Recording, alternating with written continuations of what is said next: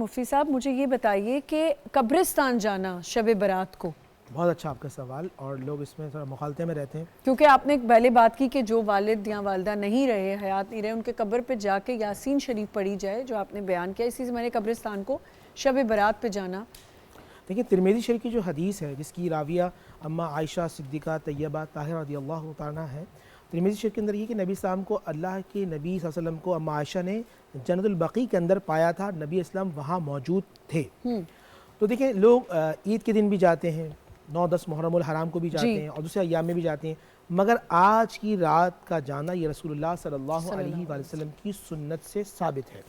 پہلی بات یہ آج کے دن یا رات میں جانا فرض نہیں ہے، واجب نہیں ہے، یہ سنت مصطفیٰ مستحب ہے۔ جو جاتا ہے وہ حضور صلی اللہ علیہ وسلم کی سنت کو ادا کرتا ہے، جو نہیں جاتا تو وہ گناہگار بھی نہیں ہے۔ ہاں وہاں جا کے کچھ کام کرنے کے ہوتے ہیں، ہمارے یہاں لوگ نعوذ باللہ من ذالک بہت سارے لوگ انوائرمنٹ کے چکر میں ہوتے ہیں اور لوگوں نے ہر چیز کو ایک آپ سمجھ لیں کہ فیشن کے طور پہ لے لیا۔ آپ جب بھی جائیں قبرستان کے اندر اپنے والد یا والدہ کی قبر پر سورہ یاسین کی تلاوت، میں آپ کو ایک نسخہ بتاتا ہوں اور سب سے مجرب عمل۔ آپ پریشان ہیں، لوگ ہم سے پوچھتے ہیں نا کہ آپ ان سے دعا کے لیے کروائیں، ان سے دعا کروائیں، ان سے دعا کروائیں۔ آپ کے والد اور والدہ زندہ تو ان کے پاس جائیں، اگر ان کا وصال ہو چکا ہے، جیسے مثال کے طور پہ یہاں اسد ایوب بیٹھے، ان کے لیے سب سے بڑا جو متبرک قبر ہے وہ ان کے والد کی ہے۔ یہ اپنے والد کی قبر پہ جائیں، سورہ ملک پڑھیں، سورہ یاسین پڑھیں، اذکار و وظائف کریں اور دعا کر دیں، اور دعا کرنے کے بعد جن کی والد یا والدہ کا انتقال ہو چکا سب سے پہلے ان کی بخشش و مغفرت کی دعا مانگیں، اور دعا کرنے کے بعد جو بندہ اپنے لیے دعا مانگے گا اللہ سبحانہ وتعالی بن مانگے عطا فرما دے گا۔ کچھ چیزیں ایسی ہوتی ہیں مانگنا نہیں پڑتا بلکہ اللہ سبحانہ وتعالی عطا فرما دیتا ہے، کرم فرما دیتا ہے، لطف ہوتا ہے۔ تو آج کی رات میں استغفار، سورہ ملک، سورہ یاسین، اور پھر میں نے آپ کو بہن کے پروگرام میں پہلے بھی کہا تھا سورہ بقرہ۔ سورہ بقرہ کی کچھ آیاتیں ایسی ہیں جو اللہ کے نوروں میں سے ایک نور ہیں، اور بالخصوص سورہ بقرہ کی آخر کی 2 آیتیں، آج کی آخر کی 2 آیتیں وہ کثرت سے پڑھیں۔ تہجد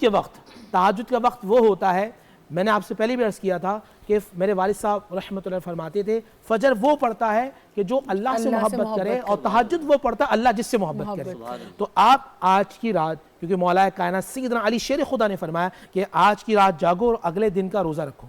تو آپ رات میں قبرستان گئے، وہاں نے اذکار کیے، گھر آئے، تھوڑی دیر آرام کر لیا، سو گئے، اور تہجد میں آپ نے اور ایک وظیفہ یاد رکھیں، لا الہ الا اللہ وحدہ لا شریک لہ الملک ولہ الحمد وہو علی کل شیء قدیر۔ یہ قبرستان میں پڑھ سکتے ہیں اور اپنے گھر کے اندر۔ یہ وہ دعا ہے جو نبی علیہ السلام نے عرفات کے میدان میں مانگی تھی۔ آپ اس دعا پڑھ کے جو مانگیں گے اللہ سبحانہ وتعالی آپ کو عطا فرما دے گا۔ آیت کریمہ کے حوالے سے اولیاء کامین فرماتے ہیں یہ کچھ قرآن کی وہ آیات ہیں کہ جو مانگا جائے اللہ دعا رد نہیں فرماتا۔ تو آیت کریمہ پڑھتے رہیں، اللہ تعالیٰ آسانی پیدا فرمائے۔ مفتی صاحب اینڈ کی جو 2 آپ کہہ رہے ہیں آیتیں، آمن رسول اللہ، اور دوسری کون سی؟ اسی کے ساتھ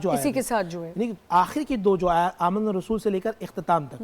آپ اس کو ایک مرتبہ پڑھ لیں، روزانہ معمول بنا لیں، کیونکہ حضور نے فرمایا، جبریل امی نے فرمایا تھا اے اللہ کہ نبی آپ کو اللہ نے آج جو کرم کیا ان میں سے 3 چیزیں معراج کے دن، ان میں سے ایک سورہ بقرہ کی آخر کی 2 آیتیں تھیں جو اللہ کے نوروں میں سے ایک نور ہے۔ آپ چاہتے ہیں، آپ پریشان ہیں، گھر میں بے برکتی ہے، کام میں رکاوٹ ہے، بے اولادی کے معاملات ہیں، اس کو کثرت سے پڑھتے رہیں، اللہ سبحانہ وتعالی کرم فرماتا رہے گا۔